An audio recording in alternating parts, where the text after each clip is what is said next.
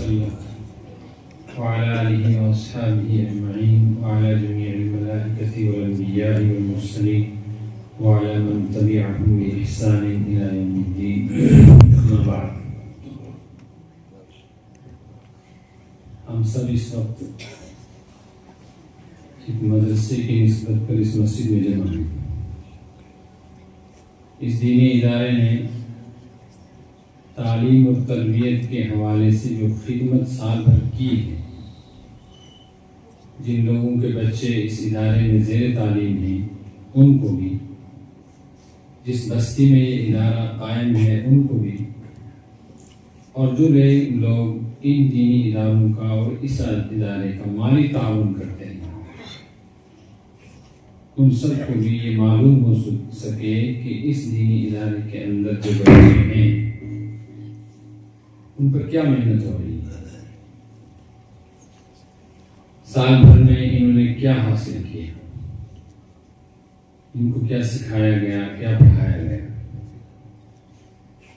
چونکہ ہمارے گھروں میں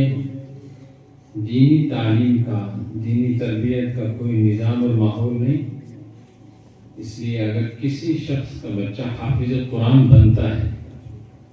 بدقسمتی یہ ہے کہ باپ کو، ماں کو، بھائی کو، بہن کو، چچا کو، مامے کو،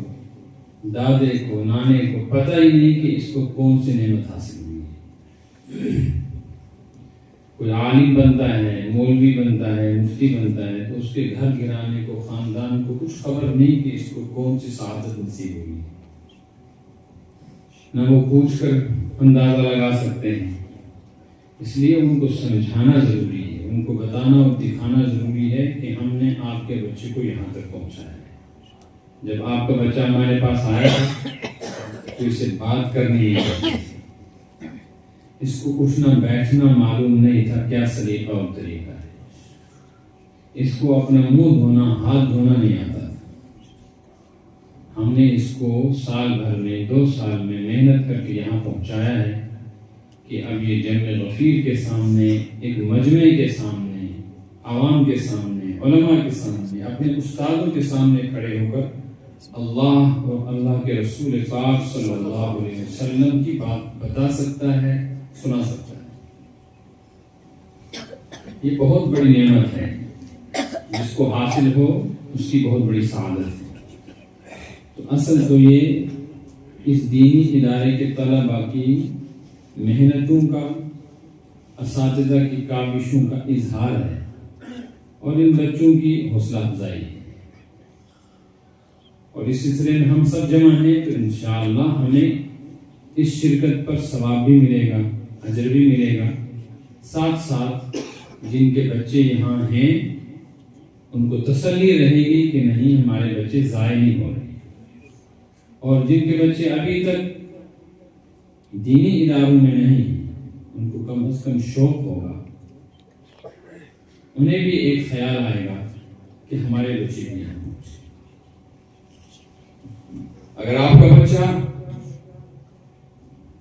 ڈاکٹر بنتا ہے، انجینئر بنتا ہے، جج بنتا ہے، لائر بنتا ہے، وکیل بنتا ہے، ماسٹر بنتا ہے،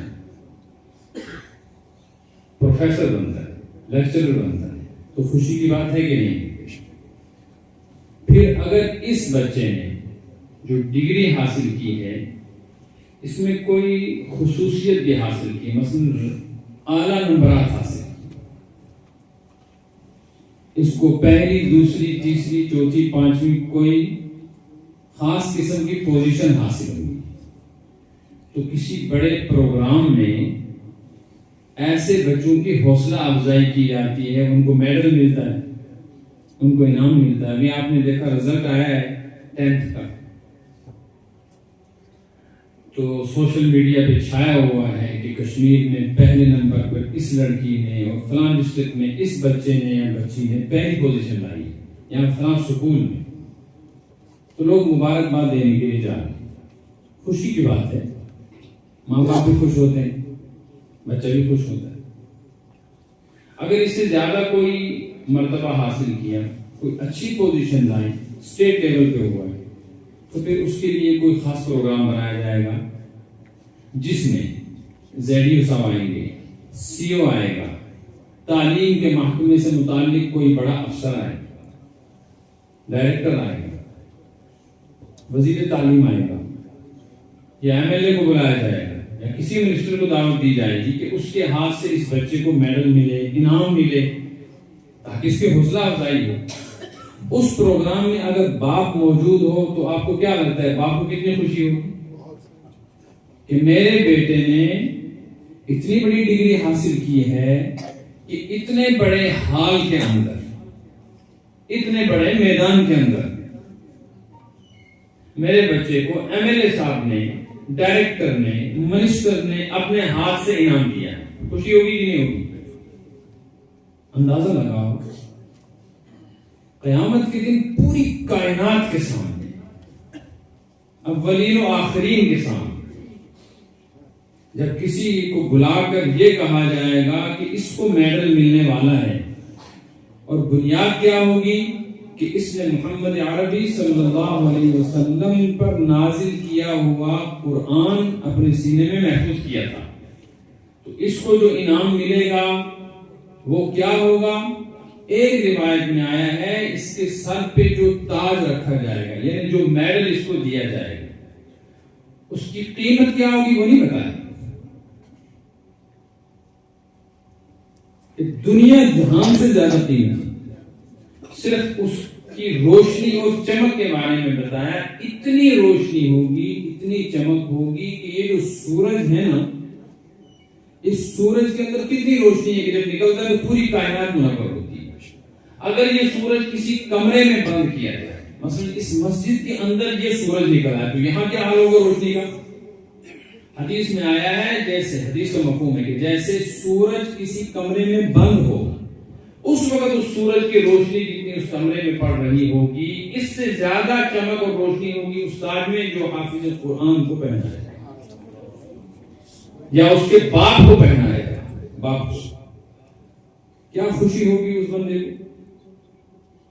ایسے ہی لوگ ہیں جو قیامت کے دن کہیں گے ہاؤ اقرؤ کتابیہ، آؤ لوگو میرا نامہ اعمال دیکھو کہ میں اپنے بچے کو اپنی غربت کی وجہ سے D C, S P, S S P, میں اپنے بچے کو ایس ایچ او، کوئی ڈاکٹر، کوئی انجینئر نہیں بنا سکا، کوئی لیڈر نہیں بنا سکا، بزنس مین نہیں بنا سکا، لیکن میں نے اپنے بچے کو دینی ادارے میں چھوڑا تھا، وہاں یہ حافظ قرآن بنا تھا، دیکھو کیا نتیجہ آیا ہے آج۔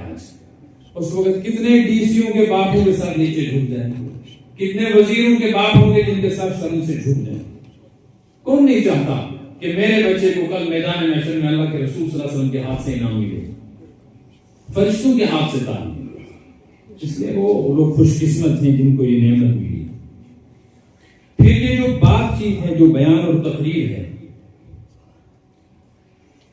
روایات میں ہے ان من البیان لسحرا، اللہ تعالیٰ نے بعض لوگوں کو ایسی زبان دی ہوتی ہے کہ ان کی زبان میں ایسا اثر ہوتا ہے جسے جادو میں اثر ہوتا ہے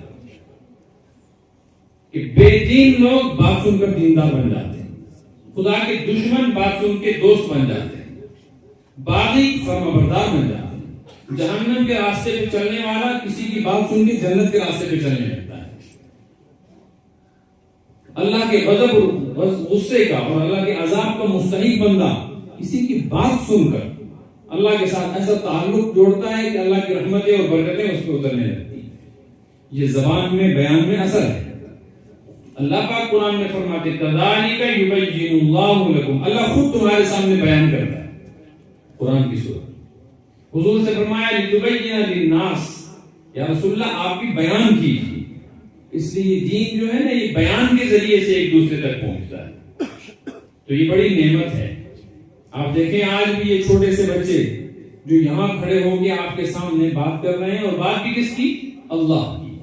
قرآن کی، حدیث کی، رسول پاک صلی اللہ علیہ وسلم کی، اولیاء اللہ کی، ائمہ مجتہدین کی، جنت و جہنم کی، قیامت کی، قبر و حشر و نشر کی، زمین کے نیچے اور آسمان کی اوپر کی جو باتیں سنا رہے ہیں۔ چھوٹے چھوٹے معصوم بچے، ان میں کچھ ایسے ہیں جن کو ابھی یہی معلوم نہیں ہے نیکی کیا ہے، گناہ کیا ہے۔